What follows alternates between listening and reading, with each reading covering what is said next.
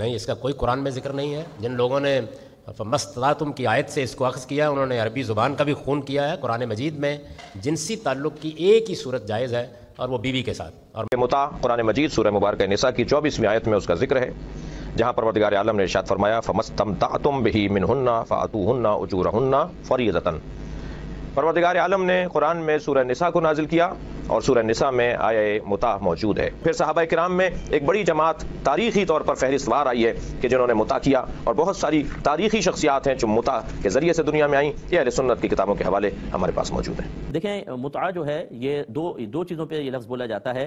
ایک تو ایسے نکاح پر جس میں وقت مخصوص کر کے پیسے کے بدلے میں نکاح کیا جائے۔ مثلا کوئی اس عورت سے اس شرط کے ساتھ نکاح کرے کہ میں تم سے 1 سال کے لیے 50,000 کے بدلے میں نکاح کرتا ہوں، وہ کہتی ہے یس، تو یہ متع کہلاتا ہے۔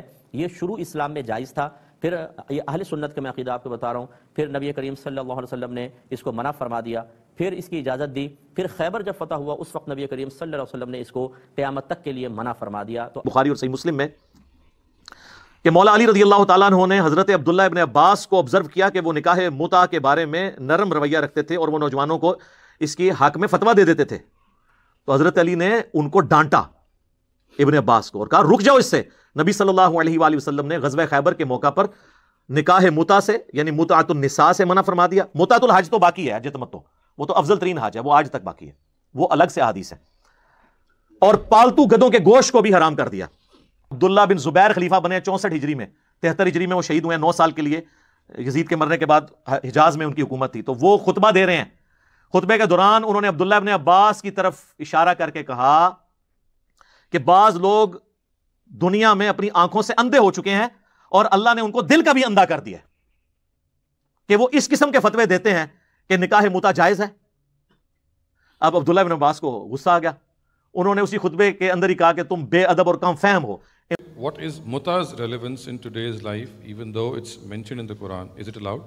نہیں، اس کا کوئی قرآن میں ذکر نہیں ہے۔ جن لوگوں نے فمستطعتم کی آیت سے اس کو اخذ کیا، انہوں نے عربی زبان کا بھی خون کیا ہے۔ قرآن مجید میں جنسی تعلق کی ایک ہی صورت جائز ہے، اور وہ بیوی کے ساتھ۔ اور میں ابھی دلائل دے چکا کہ یہ تو جب تک یہ پابندی نہیں لگائی جائے گی، اس وقت تک ماں اور باپ کے مقدس رشتے وجود ہی میں نہیں آ سکتے۔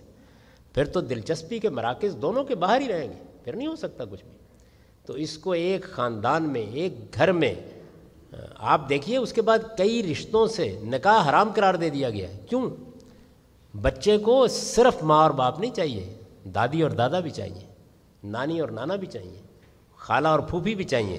اللہ تعالیٰ نے اتنا غیر معمولی اہتمام کیا ایک انسان کی پرورش کے لیے۔ انسان شکر گزاری کے جذبات سے بھر جاتا ہے کہ یہ اہتمام میرے لیے کیا گیا ہے۔ اصل میں جس وقت ہم گفتگو کر رہے ہوتے ہیں تو اپنا بچپن بھی بھول جاتے ہیں، اور بڑھاپا نظر نہیں آ رہا ہوتا۔ ساری پیچیدگی یہ ہے۔ اگر آپ پورے انسان کو نگاہ میں رکھ کے دیکھیں تو اس سے بہتر بندوبست نہیں کیا جا سکتا تھا۔ تو اس وجہ سے کسی متع وغیرہ کی کوئی گنجائش نہیں ہے۔ یہ بدکاری کو لیگلائز کرنے کا طریقہ ہے اور کچھ نہیں۔ ایک بھائی نے پوچھا کہ کیا یہ متع کیا ہوتا ہے؟ دیکھیں، متع جو ہے یہ دو چیزوں پہ یہ لفظ بولا جاتا ہے۔ ایک تو ایسے نکاح پر جس میں وقت مخصوص کر کے پیسے کے بدلے میں نکاح کیا جائے۔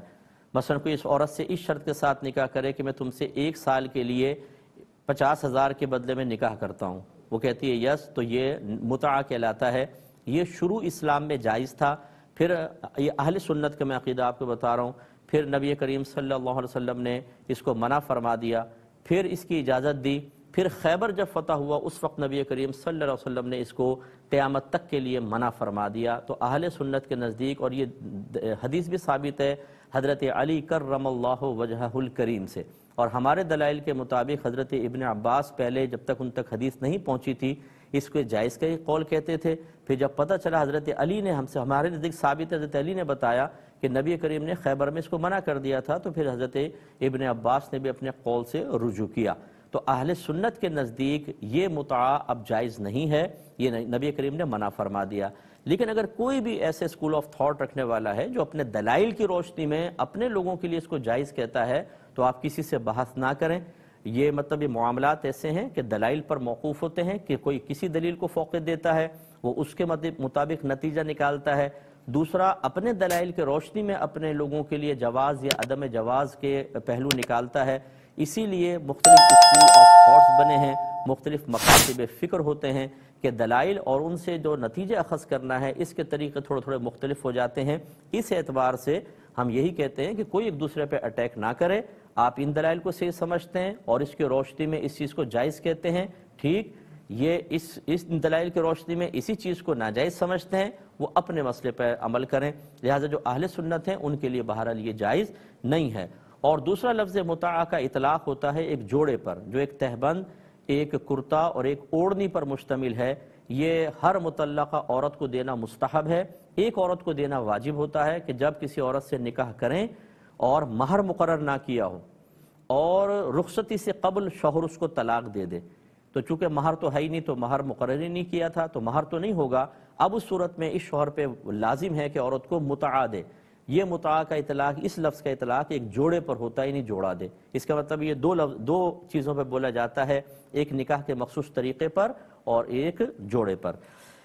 شیعوں کے بارے میں جو ناروا نسبتیں ہیں ان میں ایک نسبت ہے متع کو غلط انداز سے پیش کرنا اور اسے کوئی اور عنوان دینا، جبکہ متع قرآن مجید سورہ مبارکہ نساء کی 24ویں آیت میں اس کا ذکر ہے، جہاں پروردگار عالم نے ارشاد فرمایا فَمَسْتَمْتَعْتُمْ بِهِ مِنْهُنَّ فَآتُوهُنَّ أُجُورَهُنَّ فَرِيضَةً.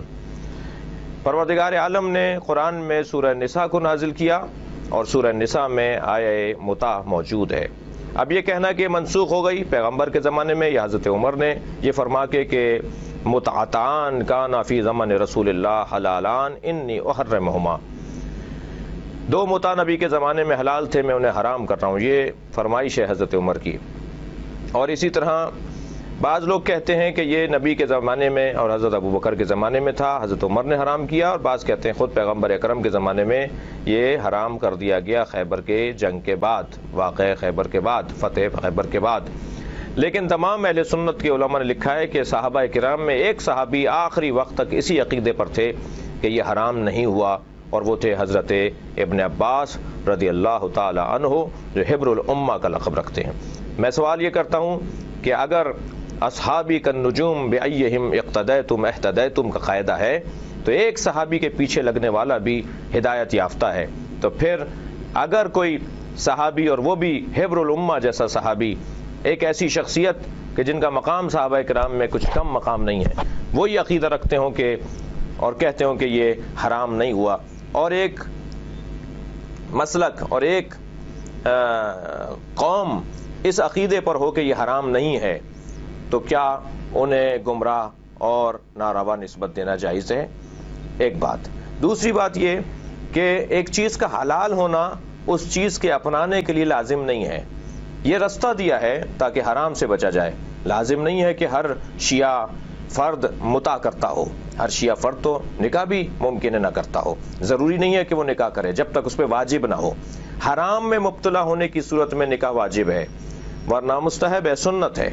اسی طرح اگر حرام میں مبتلا کوئی شخص ہو رہا ہو اور وہ دائمی زندگی ازدواجی نہیں گزار سکتا تو وہ عارضی زندگی، موقت زندگی گزارنے کے لیے اگر متع کے ذریعے سے اپنی زندگی کو آگے بڑھانا چاہتا ہے تو قرآن مجید نے اس کا حل دیا ہے. اور پھر صحابہ کرام میں ایک بڑی جماعت تاریخی طور پر فہرست وار آئی ہے کہ جنہوں نے متع کیا، اور بہت ساری تاریخی شخصیات ہیں جو متع کے ذریعے سے دنیا میں آئیں. یہ اہل سنت کی کتابوں کے حوالے ہمارے پاس موجود. اب یہ جو لفظ یہاں پر آیا نا جی فَمَسْتَمْتَعْتُمْ بِهِ مِنْهُنْ، جو تم نے ان سے نفع اٹھایا، اسی کو وہ متع بھی کہا جاتا ہے، نفع اٹھانا. اور متع سے مراد صرف نکاح متع نہیں ہے، کسی بھی چیز سے آپ نفع اٹھا رہے ہو. جس طرح ہم حج کے ساتھ عمرے کا جب نفع اٹھاتے ہیں تو ہم اسے کہتے ہیں متعۃ الحج یا حج تمتع، تو یہ نفع اٹھانا.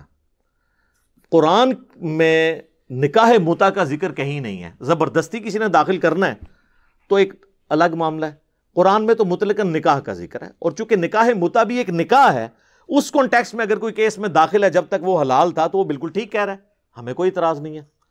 بعض لوگ یہ بھی لے کے آتے ہیں کہ جی عبداللہ ابن عباس کی ایک قرات تھی جو المستدرک للحاکم میں آئی ہے کہ وہ جو آیت ہے نا یہ والی فَمَسْتَمْتَعْتُمْ بِهِ مِنْهُنَّ، وہ آگے ساتھ پڑھتے تھے اِلَىٰ أَجَلٍ مُسَمَّى، ایک پیریڈ کے لیے جو تم نکاح کرتے ہو تو تم ان کا ان کو حق مہر دو، تو وہ اس کے ساتھ کرتے تھے، اور یہی اہل تشیع پیش کرتے ہیں۔ تو وہ اگر اس کو درست بھی مانا جائے، اس حدیث کو امام حاکم نے بھی صحیح کہا اور امام زابی نے بھی صحیح مسلم کی شرط پہ صحیح کہا، تب بھی وہ سارے کے سارے معاملات منسوخ تصور کیے جائیں گے۔ اور اہل سنت کے ہاں تو ایٹ لیسٹ اس کا اجماع پایا جاتا ہے کہ نکاح متع جو تھا وہ اب قیامت تک کے لیے منسوخ ہو چکا ہے۔ یہ نہیں ہے کہ پہلے نہیں تھا، پہلے تھا۔ تو نکاح متع ہو یا نکاح مسیار کی جو فارم جو اس سے ملتی جلتی بلکہ اس سے بھی گئی گزری ہے، وہ میں بتا دیتا ہوں، دونوں جو ہے وہ حرام ہیں۔ اس کانٹیکسٹ میں اب آپ کو وہ ریلیٹڈ احادیث بتا دیتا ہوں۔ متع کہتے ہیں نفع اٹھانے کو، نکاح متع ہوتا ہے، یہ ہوتا نکاح ہی ہے، یہ کوئی وہ والا معاملہ نہیں ہے کہ وہ بچہ پیدا ہوگا تو وہ وارث نہیں، وہ جو بچہ پیدا ہوگا وہ وارث بھی ہوگا اپنے باپ کا، اس کو وراثت میں حصہ ملے گا، وہ سارے باقی سٹیٹس وہی رہیں گے۔ لیکن نکاح متع یہ ہوتا ہے کہ آپ نے کم از کم 3 دن کے لیے ہوتا تھا، زیادہ جتنے بھی دن کر لیں، 3 دن کے بعد یعنی جو دن بھی آپ نے طے کیے اس کے بعد آٹومیٹکلی وہ نکاح ختم ہو جائے گا جیسے اس کی ٹائم پیریڈ پورا ہوگا۔ لیکن جو اولاد پیدا ہوگی وہ اس کا باپ وہی ہوگا، اس کو وراثت میں بھی باقی سارے معاملات وہی چلیں گے، تو اسی لیے نکاح متع کہا جاتا ہے۔ تو اب اس کو کوئی یہ نہیں کہہ سکتا یہ کوئی بدکاری تھی، ورنہ تو بخاری مسلم میں ہے کہ صحابہ کرام نے کیا ہے، تو اب اس کو کیسے کہہ سکتے ہیں نبی علیہ السلام کی اجازت سے کیا ہے؟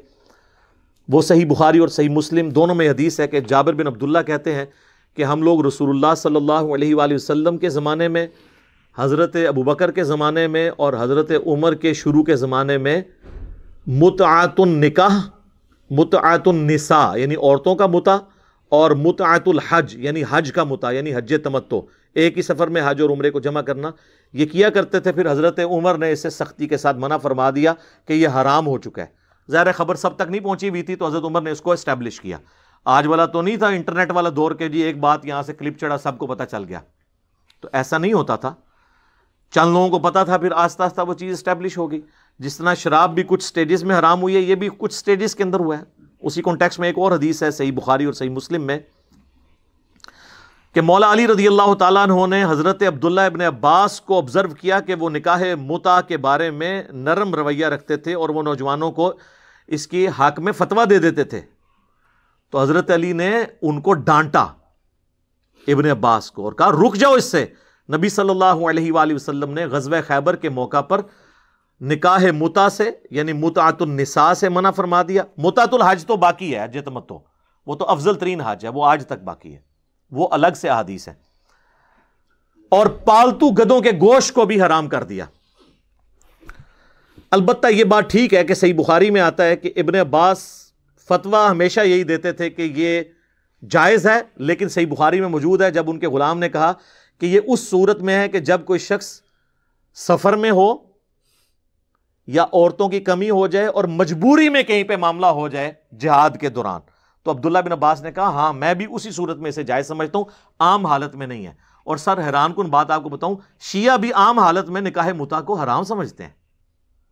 جن کی بیویاں ہیں ان کے لیے نہیں وہ کہتے متع کریں جی، وہی کہتے ہیں آپ جہاد میں گئے ہیں یا دوسرے ملک چلے گئے جہاں آپ اپنی بیوی نہیں ساتھ لے کے جا سکے تو وقتی طور پر نکاح کر لیں، مطلقاً نہیں ہے جس طرح پبلک میں مشہور ہے۔ اور یہ ابن عباس کا بھی موقف تھا، لیکن یہ ابن عباس کا موقف شاذ ہے، صحابہ کے اجماع کے خلاف ہے۔ اور اس حوالے سے امام بخاری نے بھی پورا چیپٹر باندھا ہے اور باقاعدہ اپنا قول بھی لکھا ہے کہ نکاح متع اب ہمیشہ کے لیے منسوخ ہو چکا ہے۔ اور صحیح مسلم میں بھی امام نووی نے چونکہ اس کے بعد باب باندھے ہیں، مسلم شریف کے امام مسلم نے خود نہیں باندھے تھے، چھوڑ دیے تھے انہوں نے بھی یہی باب باندھا ہے کہ یہ ہمیشہ کے لیے حرام ہے۔ لہٰذا اہل سنت میں تو اتفاق ہے، اس لیے اہل سنت کے علماء کی جب آپ تقاریر سنیں یا ان کی کتابیں پڑھیں تو وہ بنیادی حدیث یہی لے کے چلتے ہیں جو صحیح بخاری اور صحیح مسلم دونوں میں ہے۔ ایک تو ابن عباس والی بتائی، ایک الگ سے بھی ہے کہ مولا علی رضی اللہ تعالیٰ عنہ کہتے ہیں کہ نبی صلی اللہ علیہ وآلہ وسلم نے غزوہ خیبر کے موقع پر پالتو گدوں کے گوشت کو اور نکاح متع کو حرام فرما دیا تھا۔ کنفیوژن کیوں پیدا ہوئی؟ وہ صحیح مسلم میں ایک حدیث ہے کہ فتح مکہ کے موقع پر نبی صلی اللہ علیہ وآلہ وسلم نے اسی سال غزوہ اوتاس بھی ہوا تھا، اس موقع کے اوپر 3 دن کے لیے صحابہ کو سفر میں، اس جہادی سفر کے دوران جب ان کی بیویاں ان کے ساتھ نہیں تھی، متع کی اجازت دے دی تھی 3 دن کے لیے۔ وہ جو پابندی تھی وہ وقتی طور پر نبی علیہ السلام نے اللہ کی وحی کے ذریعے اٹھائی، اور اس کے بعد اسی حدیث میں موجود ہے، وہ حدیث روایت کی ہے صبرہ بن معبد نے، وہ کہتے ہیں پھر نبی علیہ السلام نے اناؤنسمنٹ کی کہ اب قیامت تک کے لیے حرام ہے نکاح متع، قیامت تک کے لیے، یہ اس میں الفاظ ہیں۔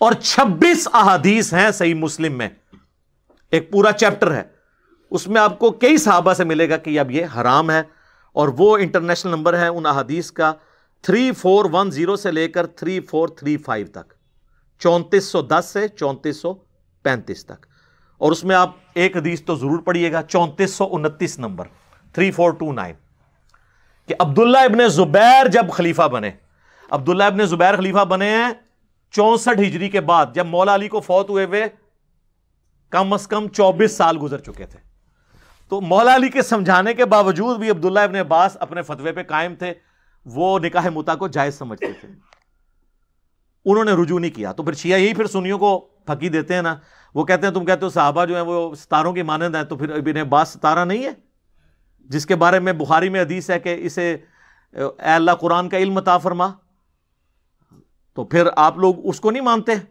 تو ہم کیا کہتے ہیں کہ ان کا قول شاذ ہے، اور بعض لوگ کہتے ہیں رجوع کر لیا تھا، رجوع والی تو کوئی بات نظر ہی نہیں اس میں آ رہی۔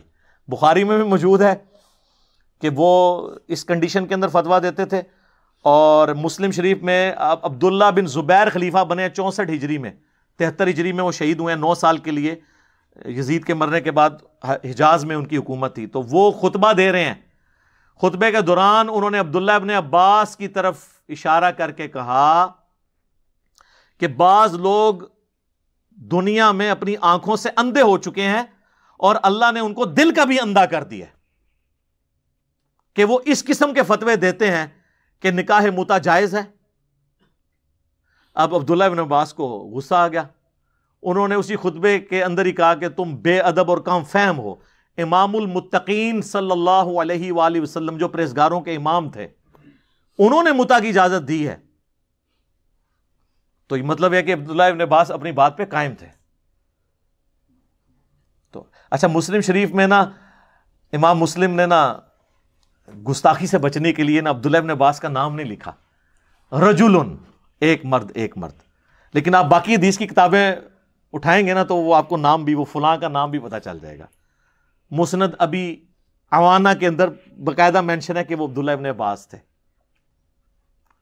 تو عبداللہ ابن عباس ہی ظاہر یہ کہہ سکتے تھے نا بے ادب کم فہم، کوئی تابعی تو نہیں کہہ سکتا تھا ایک صحابی دوسرے صحابی کو، عبداللہ ابن زبیر کو، کہ امام المتقین نے ہمیں اجازت دی تھی صلی اللہ علیہ وآلہ وسلم۔ تو عبداللہ ابن زبیر نے کہا کہ تو پھر کر کے بتا متع، تو دیکھ میں تجھے رجم بھی کرواؤں گا، یعنی ظاہر وہ تو خلیفہ تھے، تو انہوں نے دھمکی لگائی کہ پھر ٹھیک ہے تو فتوی دینا، آپ کر رہا پھر تو دیکھ میں تینل کے کرنا۔ اور یہ حدیث کافی لمبی ہے۔ اس کے بعد پھر ایک تابعی جو ہے اس کے ساتھ حدیث میں ہی آگے الفاظ ہیں، وہ تابعی کہتے ہیں کہ یہ متع جو ہے مجبوری کی حالت میں جائز تھا، جو میں نے آپ کو پہلے صحیح بخاری میں بتایا کہ عبداللہ بن عباس بھی مطلقاً متع کو جائز نہیں سمجھتے تھے، نہ شیعہ مطلقاً سمجھتے ہیں۔ جہاد کے دوران یا جہاں پہ بیوی ساتھ نہ ہو دوسرے ملک کے اندر، وہ تو آپ کو پتہ ہے پچھلے دنوں آپ کی اہل حدیث کی بھی ایک جہادی تنظیم ہے، ان کے بارے میں نے اخبار میں پڑھا ہے، وہ نکاح جہاد کے لیے عورتیں گئی ہوئی تھیں وہاں پہ شام کے اندر ان اہل حدیثوں سے نکاح کرنے کے لیے، وہ اس کو نکاح متع کا نام نکاح جہاد رکھ لیا ہے، وہ نکاح متع ہی سی، وقتی طور پہ گئی ہیں سن اسلامی بہنیں خدمت کرنے کے لیے، تو یہ حرام ہے۔ اب یہ معاملہ حرام ہو چکا ہے، جس طرح شراب اب ہمیشہ کے لیے حرام ہے، یہ حرام ہے۔ حضرت عبداللہ ابن عباس کے قول کو ہم درست نہیں مانتے۔ تو وہ صحیح مسلم کی حدیث میں وہ آتا ہے، وہ تابعی کہتے ہیں کہ جس طرح مردار کھانا مجبوراً جان بچانے کے لیے جائز ہو جاتا ہے، اس صورت میں جائز ہے، مطلقاً یہ جائز نہیں ہے۔ اور پھر آگے وہ جو صحابی جنہوں نے یہ حدیث بیان کی ہے کہ قیامت تک کے لیے حرام ہو گیا، ان کا بیٹا عمر بن عبدالعزیز کو، جو خلیفہ تھے بنو امیہ کے، اور لیکن مجدد بھی ہیں، کیونکہ بنو امیہ کی ساری غلط کاریوں کو انہوں نے درست کیا الحمدللہ۔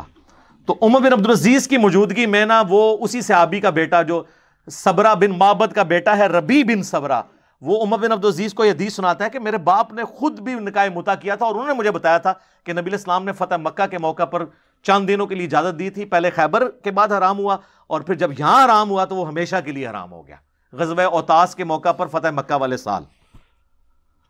اور وہ جو روایت بیان کر رہے ہیں وہ کہتے ہیں میں وہاں پہ موجود تھا عمر بن عبدالعزیز کے پاس۔